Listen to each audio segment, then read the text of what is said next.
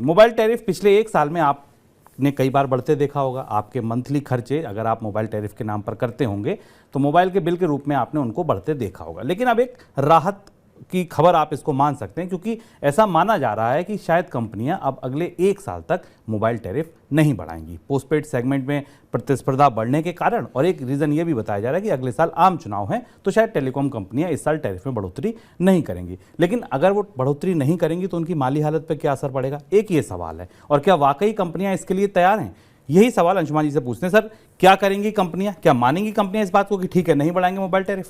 शुभम, सरकार की तरफ से कुछ ऐसा कहा नहीं गया, लेकिन बाजार के अंदर इस बात की संभावना है और इस तरीके के फिलर्स, इस तरीके के संकेत पिछले 4-5 महीनों में आए हैं कि टेलीकॉम कंपनीज ने जैसे अपनी दरें बढ़ाई हैं उससे सरकार असहज है, क्योंकि राजनीतिक रूप से महंगाई बढ़ने का और टेलीकॉम टैरिफ बढ़ने का असर होता है और असर कई बड़े पैमाने पर है। भारत में डेटा का कंजम्पशन घटा है, हम आपको बताते जा रहे हैं।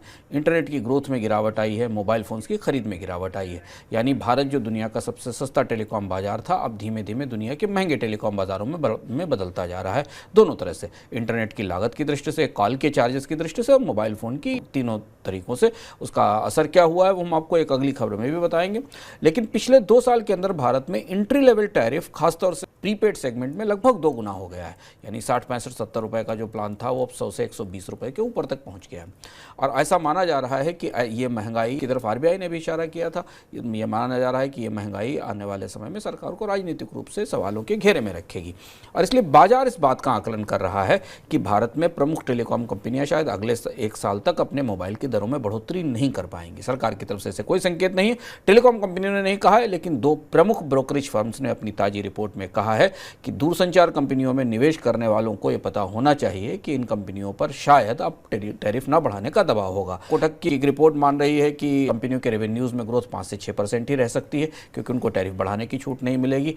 एमके की एक रिपोर्ट मान रही है कि 2024-2025 में टेलीकॉम कंपनियों का एवरेज रेवेन्यू पर यूज़र 6% और 2% से ज़्यादा नहीं बढ़ेगा, क्योंकि कंपनियों को टैरिफ बढ़ाने की इजाज़त नहीं मिलेगी या उनके ऊपर दबाव बना रहेगा। इसके बरक्स, इसके विपरीत इस साल और अगले साल कंपनियों को बहुत बड़ा निवेश करना पड़ेगा 5G का नेटवर्क तैयार करने में, बनाने में और सर्विसेज की क्वालिटी बढ़ाने में। इसके अलावा और भी जो सुविधाएं उन्हें देनी होंगी उसमें उसे की ज़रूरत होगी। कोटक ने 2024 के चुनाव का रेफरेंस देते हुए कहा है कि जैसे जैसे बाजार बढ़ाने की कोशिशें बढ़ रही हैं उसमें कंपनियों को ज़्यादा निवेश करना पड़ेगा, जबकि उन्हें कीमतें कम रखनी पड़ेंगी। अब इसका क्या 2 असर हैं। इसका एक असर उपभोक्ताओं की दृष्टि से तो है कि उनकी कीमतें नहीं बढ़ेंगी, पर निवेशकों के लिए खबर अच्छी नहीं है। और अभी हाल फिलहाल में हमने पिछले 2-3 महीनों में एयरटेल के स्टॉक्स में इसीलिए दबाव भी देखा था शेयर बाजार में, क्योंकि टैरिफ बढ़ाने की संभावनाएं कम दिखती हैं। अब दूसरे पहलू से देखिए, कंपनियां लगातार कह रही हैं ये बात कि उन्हें क्रमशः टैरिफ बढ़ाने पड़ेंगे। अभी जियो के नतीजे आए, उसमें भी ये संकेत छिपा हुआ था नतीजों के भीतर कि जियो को अपना आरपू या एवरेज रेवेन्यू पर यूजर बढ़ाने के लिए टैरिफ में बढ़ोतरी करनी होगी। एयरटेल तो कह ही रहा है कि उसे अपने एवरेज रेवेन्यू पर यूजर में बढ़ोतरी करनी पड़ेगी। इसका एक और बड़ा महत्वपूर्ण हिस्सा जिसे समझना जरूरी है कि यदि कंपनियों को टैरिफ बढ़ाने की या दरें बढ़ाने की इजाज़त नहीं मिली तो फिर सरकार पर बेल आउट का दबाव बढ़ेगा। ये भी हम खबर आपको बता चुके हैं कि टेलीकॉम कंपनियों ने सरकार के पास सामने दूरसंचार विभाग के जरिए एक प्रस्ताव भेज दिया है कि उन्हें जो स्पेक्ट्रम दिया गया था उसकी किस्तें चुकाने में और नई किस्तें देने में उन्हें दिक्कत हो रही है, इसलिए उनके बारे में रियायत दी जाए और वो रियायत यूएसओ फंड की जो लेवी लगाई जाती है उसे घटाने के तौर पर दी जाए।